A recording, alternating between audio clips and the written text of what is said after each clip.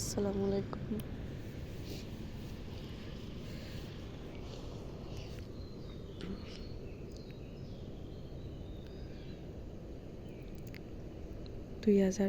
সালে ফেব্রুয়ারি মাসে আমার হাজব্যান্ড তার মামার বাড়িতে নিয়ে গেছে আমারে। আমি যাইতে চাই না, যাওয়ার আগে বলছে আসো যাই। মামা বলছে যে আমরা ফ্যামিলিটা ঠিক করে দিব, যা হয়েছে হয়েছে, সবাই মিলজুল হয়ে যাব, সবার সংসারে হয়। আবার মানুষ ঠিক হয়ে থাক হয়েছে, আয় যাই, যেহেতু থাক যাওয়ার হয়েছে, সবার জীবনে হয়, সব বাদ দিয়ে গেছি। ওইখানে গেছি ভালো। যাওয়ার পরে 10:30 11টার দিকে খাবার দিছে, খাবার খাইছি। শরীর অনেক খারাপ ছিল আমার, আমি যাবো না, তাও আমার জোর করে নিছে। তারপরে 12:30 1টার দিকে হ্যার মামা, আমি জানি না হ্যার বাপচের রুমে আছে, হ্যার মামা, হ্যাঁ মা, হ্যাঁ নানি,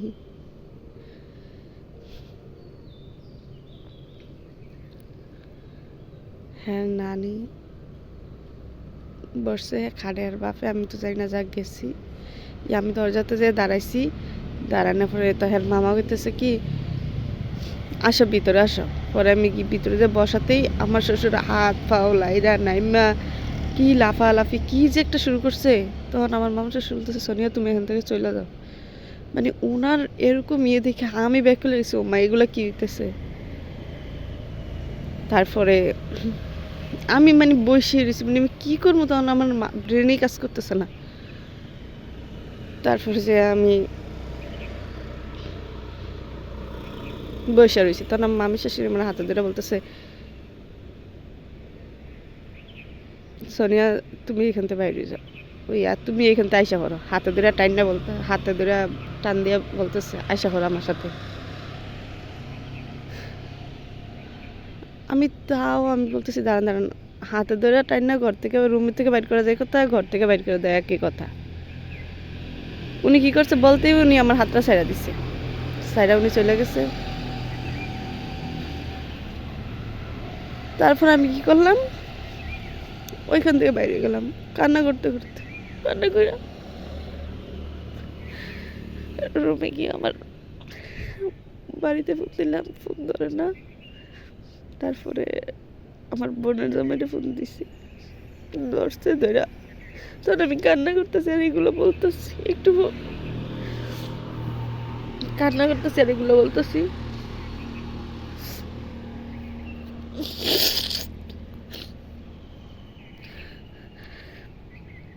তারপরে আমার হাজব্যান্ড কিছুই বলে না, ও আমার ঢাকে রুম থেকে বাইর করে দেয় সবাই। তারপরে কিছুক্ষণ পরে আমি হারে ডাক দিয়ে আনছি, আমি কই এইগুলোর জন্য নিয়ে আনছো। আর কিছুক্ষণ পরে আবার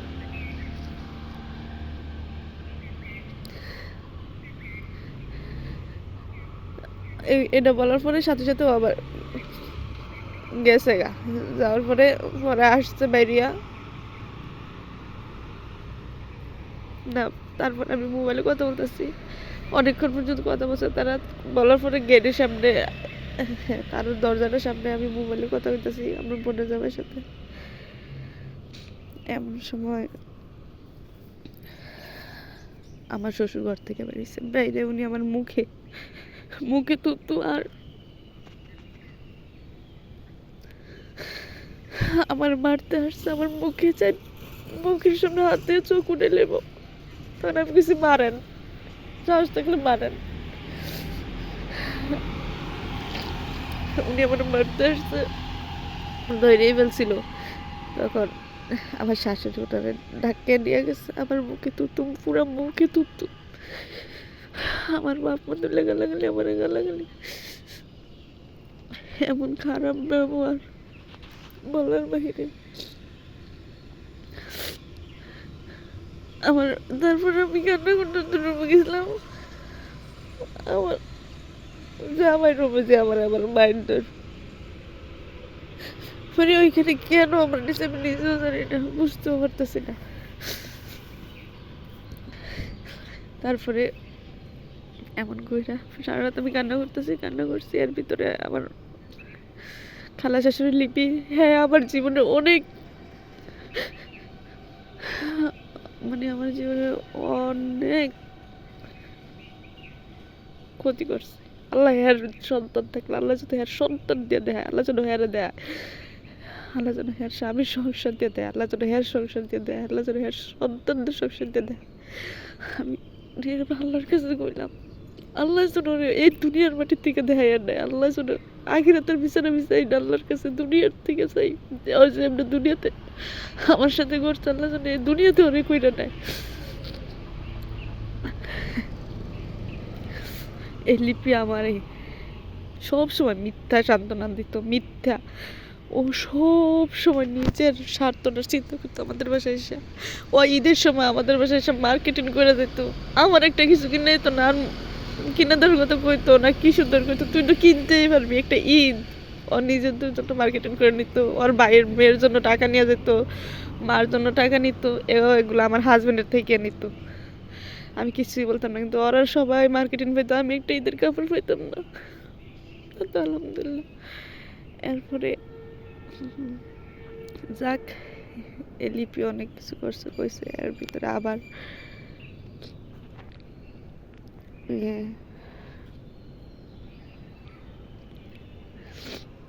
তো রাত্রে আবার ওর মামি আসছে রুমে, বলতেছে সুহেল তুমি বাসা ছাইরা দাও, বাসা ছাইরা যাও গা, তোমার বউ নিয়ে কতদিন আর থাকবা, তোমার বউ অসুস্থ হয়ে গেছে, ছেলে অসুস্থ হয়ে গেছে, এইভাবে কি জীবনটা কি। তো আমার জন্য আমার ছেলের তোমরা তো অসুস্থ হয়েছো, তোমার বউ ইয়ে হয়ে গেছে, কি জানি এটা বললো।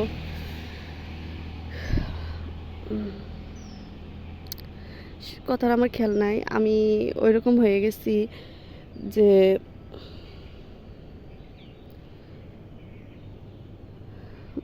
কি জানি একটা এটা উনি বলছে, জিনিসটা আমার খেয়াল নাই। এরপরে আমার ছেলেরও বানায় ফেলতেছি, হ্যাঁ এখন ছেলেটা শেষ করার আমরা এরকম ইয়ে হইতেছি। আমার ছেলের জন্য এত মায়া, আমার মায়া নাই, আমার সন্তানের জন্য ওনার এত মায়া, যাক আলহামদুলিল্লাহ। তারপরে উনি এইগুলা বলছে, পরে আমি বললাম যে ইয়া করছে, কৌশল তুমি বাইরে যাও, আমি তোমার ইয়ে নিলাম, রিস্ক নিলাম, তোমার বউয়ের তোমার কিছু হইলে রিস্ক আমার উপরে, তোমার মামা তো নাই না, আমি নিছি, তুমি বাইরে চলে যাও। তো উনি আমাদের রিস্ক নিছে, সামান্য ওই পরিস্থিতিটা উনি মোকাবেলা করতে পারেনি, আমার মুখে থুতু মারছে, আমার ওইখান থেকে রুমতে বাইর করে দিল। রুম আমার এখান থেকে বললে নিছে যে মিল হবে সবাই, সংসারের যা হয়েছে হয়েছে, এইগুলো বললেন। এইখানে এমন হয়েছে উনি এই পরিস্থিতিটা উনি মানাইতে পারেন, উনি আমার রিস্ক নিচ্ছে, উনি আমাদের ইয়ে নিছে। যাক, উনি ওনার মন করার মতো করছে, সমস্যা নাই। এরপরে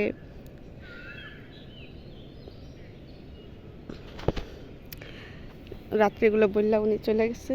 দেখ সকাল হয়েছে, সকালে আমি কী করছি, আমি কই ঠিক আছে আমি এখন চলে যাই, ফজরে আজানে পরে পরে।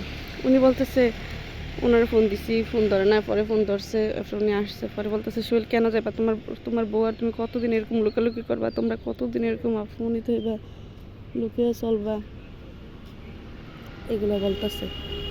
বলার পরে এরপরে যে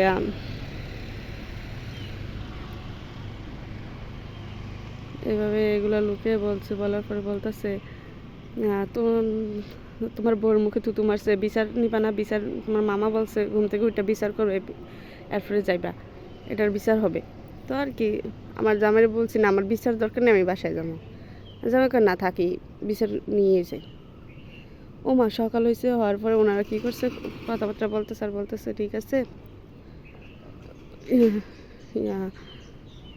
শুনো তোমরা বাসাতে যাইবা গা, এখন কী করবা, তোমার শ্বশুর তো এমনই, এখন বাদ দাও, যা হওয়ার হচ্ছে, বাসা ছাইরা যাও গা, আর তোমরা রামপুরে কাজ করে দিলে তোমরা ওইখানে উঠটা যাবা, তারা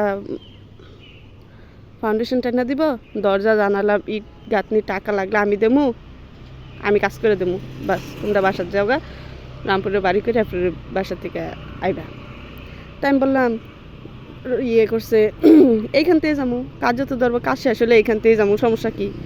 কইতেছে না তোমরা বাসা থাকলে এরকম হইব। আমি আচ্ছা ঠিক আছে আমি থাকবো না, আমার সামানা থাকবো।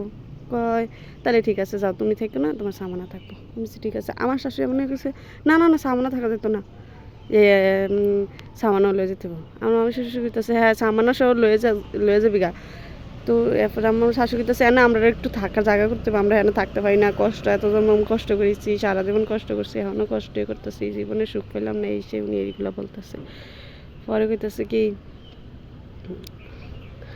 এরপর আমি শাশুড়ি উনি মানে মোট কথা ওনাদের এখানে সব কিছু প্ল্যান করা ছিল, কারণ এখানে আমার আপন কেউ ছিল না, এখানে সব কিছুই একটা প্ল্যান করার মতো হইতেছে। পরে বলতেছে হ্যাঁ বাইরে যাবি। এরপর আমি বলতেছি না আপনাদের এটা কোন সিকিউরিটি আছে, আপনারা যে আমার ইয়ে করছে বাড়ি করে দিবেন, আমি বাসা ছেড়ে দেবো, কোনো ইয়ে আছে? আপনারা সারা জীবনের ইনকামও নিলেন, হ্যাঁ আজকে 2013-তে বিয়ে হয়েছে, আজকে 26 চলে, হ্যাঁ এর ভিতরে এক বছরের ইনকাম ছাড়া আর বাদ বাকি বছরের 25 সাল পর্যন্ত আপনারা ইনকামে নিচ্ছেন, দোকানের সব নিলেন। তো আমার ছেলেমেয়ের আমার ভবিষ্যৎ নাই? আমাদের তো একটা ভবিষ্যৎ আছে।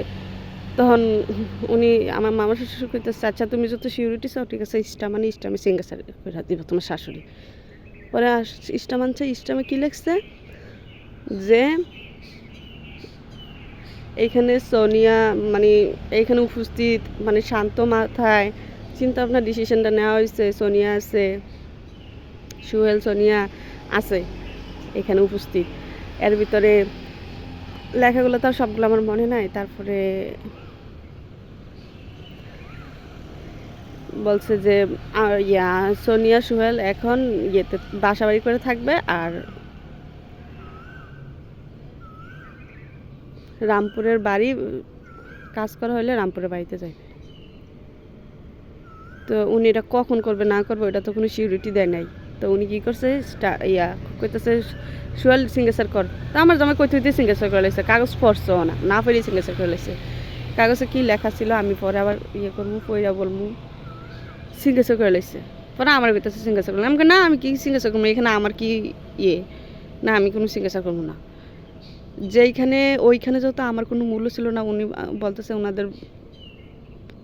ওনাদের ওইখানে আমি বসার কোনো অধিকার নাই, ইয়ে নাই, তাহলে এখন আমার কোনো অধিকার আমি সিঙ্গেসার করবো ইস্টামে? না আমি কোনো ইস্টামে সিঙ্গেসার করবো না। মানে ওইখানে খাবার টাবার খাই আমার জামাই পুরাই চেঞ্জ।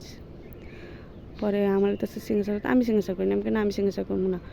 পরে কী করছে আমার জামাই সিঙ্গেসার করছে, করার পরে আমার জামাই আমার রুমে যে আমার মায়ের ডোর আমি সিঙ্গেসার করতাম, কে করছে আমি বলছি না আমার মায়ের হলে আমি সিঙ্গেসার করবো না, আমি একা করছে কেন সিঙ্গেসার করবো? পরে আমার জামাই না আমি সিঙ্গেসার করতাম। তখন আমার মামি শাশুড়ি বলতেছে, মামি শাশুড়ি সিঙ্গেসার করতে বললে তো উনি বলে সোনিয়া সিঙ্গেসার না করলে আমরা করবো না, এখানে সোনিয়াই সব, সোনিয়া সিঙ্গেসার করতে হইব। তা আমি বলছি না আমি সিঙ্গেসার করবো কেন? হ্যাঁ এখন তারা এমন বাজে ধরছে আমি সিঙ্গেসার করতে হবে।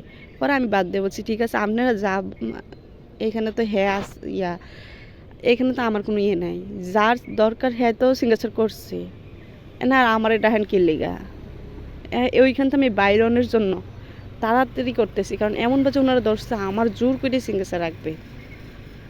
পরে আমি কি করবো? পরে আমার নানি শাশুড়ি যা কান্দারি করতেছে আমার নাতির জীবনটা তুই বাসা। পরে করতেছে দোকান ছাড়াই দিতাম, হ্যাঁ দোকান ছাড়াই দেবো সমস্যা নেই, কিন্তু বাসা ছাড়বো না। পরে কয় না না বাসা ছাড়তে হবে, দোকান ছাড়ো না, দোকানে থাক। মানে এরকম একটা পরিস্থিতি। ওনারা সবাই এখানে ছিল, শাওন, লিপি, আমার মামি শাশুড়ি, বড় মামা জহির মামার বউ, এবং কি লিপি, শাওন, আমার নানি শাশুড়ি, তারপরে খোকন চাকা হ্যাবাটার বোন, তারপরে আমরাই ছিলাম এবার, আর আমি আমার স্বামী ছিলাম। তারপরে এরপরে কী করছে, এমন পরিস্থিতি করছে যে সিঙ্গেসার দিতে হবে। এবার আমি কোনো আমি বলছি না না যার সিঙ্গেসার দরকার সিঙ্গেসার দিচ্ছে, আমি দেবো না, আমার পরিস্থিতি বাদ দিয়ে করছে। এবার আমার মামি শাশুড়ি বলতেছে এখন সোনিয়া ইয়ে করছে সুহেলটা আবার ঘুরাই ফেলবো। সোনিয়া সিঙ্গেসে করতে হইব। আপনি যে এমনি আমার বলতেছেন সোনিয়া ঘুরতে পারবো, সোনিয়ায় সব, সোনিয়ায় ইয়া তোর তোর দোষে দিতেছে তোর শ্বশুর শাশুড়ি, তোর জামাই দোষ দেয় না। আচ্ছা ঠিক আছে, আপনার এই ব্যাপারটা আমি পরে বলবো। তারপরে কি করছে বলতেছে যে ঠিক আছে, এরপরে আমি বলছি না আমি সিঙ্গাসার দিমও না, আমি কোনোভাবেই সিঙ্গাসার দেবো না। এরপরে যাক এগুলো বলা শেষে আমার মামি শাশুড়ি আসার সময় একটা কথা বলছে যে সোহেল তুমি তো, তোমাকে নিচে মলম ফাটি, আর কেউ কেউ ভাবতেছে তুমি আমাদের বাসায় যাই গিয়ে বেড়াইতেছ, কেউ কেউ কারো কারো ধারণা তুমি আমাদের বাসায় বেড়াইতেছ, কারো কারো ধারণা আমার হাজব্যান্ড যত পাওয়া যাইতেছে না, আমি ওনাদের বাসা ডাকা, আমি ওনাদের সকালবেলা ফোন দিয়ে জিজ্ঞাসা তো করতেই পারি, ঠিক না? করাতে উনি এই ইঙ্গিতটা আমাকে দিচ্ছে। ঠিক আছে, এই দুনিয়াটা সবাই স্বার্থের জন্য কাজ করে, কেউ স্বার্থ ছাড়া কাজ করে না। আমি তো ওনারে মানে একজন আপন মানুষ হিসেবে, উনি যেহেতু আমার উকিল মা, ওনার হাজব্যান্ড আমার উকিল দিছে বিয়েতে, তো এটা একটা, এই সম্পর্কটা আমরা একটা সম্মান করি, ওই হিসাবে আমি ওনার সুন্দর করে ফোন দিয়ে এটা জিজ্ঞাসা করছি। করাটা কি আমার ভুল হয়েছে? কেউ কেউ ভাবতেছে ওনাদের বাসায় বেড়াইতেছে। উনি শেষ বেশ আসার সময় গাড়িতে ওঠার সময় এই কথাটা বলছে, তখন লিপি বলতেছে ভাবি হয়েছে হয়েছে, বাদ দেন এইসব কথা এখন আর করেন না। তো আপনাদের সবার এগুলো প্ল্যান করার মতো ছিল আমার ওইখানে নিয়ে আমার জামাইয়ের হাতে মায়েরদের খাওয়া, আমাকে মারামারি, আমার অপমান, আমার মুখে থুতু, এবং আমাদের আমার আমার আমার জামাইয়ের কাছ থেকে ইস্টামে সিঙ্গেসার নেওয়া, এই সবগুলো ছিল প্ল্যান করা, ঠিক না? তো আমি কিন্তু যাইতে চাইছি না, আমি কিন্তু কিছুটা অনুভব করতে পারছি ওইখানে নিয়ে কিছুটা করবে, তাই যাইতেছি না। আমার জামাই কিন্তু আমার জোর করে নিচ্ছে, যেহেতু সংসার মিল হইবে আর কতদিন অশান্তি বুক করবা, মিল্লা যাই। তো আমার মামি শাশুড়ি আবার এটাও বলছে যে সোনিয়া ওনারা তো সব দোষ তোকেই দিতেছে, ওনারা ছেলের কোনো দোষ দেয় না, সব তো তোরই দোষ। আর একজন শ্বশুরের একজন ছেলের বউর উপরে এরকম মন্তব্য আমি কখনো দেখিনি, এতটা শ্বশুরের ছেলের বউর উপরে মন্তব্য থাকে। তা আমার মন চাইছে ওনারা বলতে, হ্যাঁ গো আপনার ব্যাপারে তো কত আসলো, হ্যাঁ আপনার বাচ্চা, আপনার কইছে দাঁত জাল, আপনার মতো নিকৃষ্ট মহিলা নাই। জয়ের সাথে একটা বুড়া বেডি মিলছে, আল্লাহ মিলে দিছে বুড়ি, হ্যাঁ আপনার জন্য হেরা সয়াবিনে যে খাইতে পারেন না, আপনি হিসাব করেন, হেরা সয়াবিন দেখে সয়াবিনের খানা দেখতারেন না, চলা দেখতারেন না, পিন্দা দেখতারেন না, সয়াবিনের দেখা দেখতারেন না। এরপরে আপনার বিয়ের পরে থেকে সবার বেড়ান খেরান বন্ধ হয়ে গেছে, আপনি হেরা রাইন্দা খাওয়াইতেন না, হ্যাঁ আপনার ব্যাপারে তো কম শুনছেন। এরপরে আপনার সন্তান জেরিন, হ্যাঁ বড়রা, আপনার শ্বশুর শাশুড়ি, এরপরে সবার অভিশাপ, আপনার পাপের ফল আল্লাহ দেখাইছে আপনার দিয়া, আপনার ছোটো জালের দিয়ে আমার ব্ল্যাকমেল করতো প্রতিনিয়ত, বলতো যে দেখ আমার বাইর বউয়ের কী হয়েছে, দুনোরা বাইর বউ এমন হয়েছে, আমরা সাথে যা করছে, যে এমনি আমরা আল্লাহরে ডাক দেখছি এমনি আমরা বাইর বউরে দেয়া হয়েছে, আল্লাহ বিচার করছে, এই করছে সেই করছে, এগুলো প্রতিনিয়ত আমার ব্ল্যাকমেল করতে, এগুলো বললে আমি তো ভয় পাইতাম, ভয় পেয়ে তাগর মন করার মতো চলতাম। আর আজকে আপনি আমার বলতেছেন একজন শ্বশুরের একজন ছেলের বউর উপরে এতটা মন্তব্য, তোর শ্বশুর তোর সাথে কোনো দিন মিলবে না, ঠিক আছে আমার সাথে মিলবে না, আপনি না একজন শালার বউ, আপনার ঠিক আছে ছেলের বউর সাথে একসাথে ছিল, দুইটা পাতিল থাকলে দণ্ড হয়, আপনার প্রতি এত মন্তব্য কেন ছিল? মনটা চাইছিল আপনার জিগেতে, ঠিক আছে আমি আপনার জিগাই নাই, কারণ ওই যে আল্লাহ আছে, আল্লাহর কাছে বিচারটা দিলাম। প্রতিনিয়ত আপনার দিয়া, আপনার জালের দিয়া, দুজনের দিয়ে আমার ব্ল্যাকমেল করা হইতো, এবং আপনি আপনার জামাইরে ধইরা মারেন, এমন করেন হেমন করেন, আপনার জামাই আপনার কথা সারা কিছু করে না, শ্বশুর শাশুড়ি খাওয়া দাওয়া এডি সেডি দিলে আপনি জামাইয়ের সাথে ঝগড়া করেন, আপনি বাঘ, আপনি দাঁত জাল, আপনি আপনার প্রতিনিয়ত শুনতাম জহিরের জীবনটা শেষ, জহিরের মেয়ে বিয়ে, জহিরের যেই টাকা এখন যে কোনো মুহূর্তে টাকা লেগে বাইকে যেতে পারে, ইয়ে করতে পারে, আপনার ব্যাপারে কম মন্তব্য শুনি নেই, তাহলে আপনার ব্যাপারে কেন আপনার এত মন্তব্য? আপনার তো নিকৃষ্ট মহিলা নাই, এই মহিলার কারণে আজকে সংসারের এই অবস্থা, 6টা বোনের জামাই যায় বেড়াইতে পারে না, খাইতে পারে না। শোনেন, যেমন আপনি আমারে বলছেন কারো কারোর কাছে আপনি যেমন ভালো আমিও তেমন কারোর কারোর কাছে ভালো, যেমন কারো কারোর কাছে আপনি খারাপ তেমন আমিও কারো কারোর কাছে খারাপ। একটা মানুষ সবার মন জয় করে থাকতে পারে না, ঠিক আছে। আর আমি, আপনারাও জানেন বিয়ের প্রথম থেকে, হ্যাঁ আমি প্রথম দিকে তাদের মন মতো ছিলাম কি না, এবং সব সময় তাদের মন মতো থাকার চেষ্টা করছি, এখনও থাকার চেষ্টাই করতেছি। চেষ্টা আছে দেখি ওই দিন এত কিছু পরও আমার হাজব্যান্ডে যেভাবে বলছে যে আসো যাই, সংসার মিল হবে, ঠিক আছে মিল মিল তো হবে, যত কিছু হোক সব কিছু বাদ দিয়ে আমি গেছি মিল দিতে। হ্যাঁ মিল দিতে গিয়া আর আপনারা বাড়িতে মেহমান নিয়ে অপমান করছেন আমারে, সবগুলো ছিল একটা চাইল। তারপর আপনার প্রতি আমার বিন্দু পরিমাণ কষ্ট নাই। কেন কষ্ট নাই জানেন? আল্লাহ যা করে ভালোই করে, আল্লাহ বান্দার জন্য কিছুই খারাপ করে না। হ্যাঁ যদি আমার কেউ ক্ষতি করে থাকে আমি একটাই বিচার দেবো আল্লাহর কাছে, আল্লাহ যেন তার বিচার করে, তার বিচার জন্য দুনিয়ার মাটি থেকে আল্লাহ কইরা নিয়ে যায়, ঠিক আছে। আপনার প্রতি মনে কোনো কষ্ট নাই, দুনিয়ার কারোর প্রতি কোনো কষ্ট নাই, ঠিক আছে। যে আল্লাহ আমারে বানাইছে হে আল্লাহর কাছে আমি বিচার দিলাম, কিছু করার নাই, ঠিক আছে। কি হইব? যার সংসার যে ভাঙে তার সংসার আল্লাহ ভাঙে, যার ক্ষতি যে করে তার ক্ষতি আল্লাহ করে, ঠিক আছে। সবসময় শুনছি আপনি আমার মামা শ্বশুরের বড়, বয়সে বড়, ঠিক আছে। আপনার বয়সে বড়, আপনার মুখে দাগ ফেরা রয়েছে, আপনার বয়স্ক মহিলা, আপনাকে বাড়িতে যাওয়াতে আপনার শরবতের লোকে কি মিস করে তাবিজ তোমার করে বিয়া করছেন, খাওয়ান কি শরবত খাওয়াইছেন, কি তাবিজ তোমার করে খাওয়াইছেন, খাওয়ানোর পরেতে আমার মামা শ্বশুর আপনার কথা শুনে আপনাকে দুই মানুষ কুফরি কালাম করেন। কম শুনি নাই গো মামি শাশুড়ি আপনার ব্যাপারে, সব ভিতরে ফালাই রাখছি, ঠিক আছে। যাক আলহামদুলিল্লাহ, কোনো সমস্যা নাই। যার ক্ষতি যে করে তার ক্ষতি যেন আল্লাহ করে, এই যে মসজিদের সামনে কইছি আল্লাহ যেন যার ক্ষতি যে করে তার ক্ষতি যেন আল্লাহ করে, ঠিক আছে। আল্লাহর বিচার বড় বিচার, যার বিচার আল্লাহ করে তার বিচার দুনিয়ার কেউ করা লাগে না, ঠিক আছে। আল্লাহর কাছে বিচার দিলাম।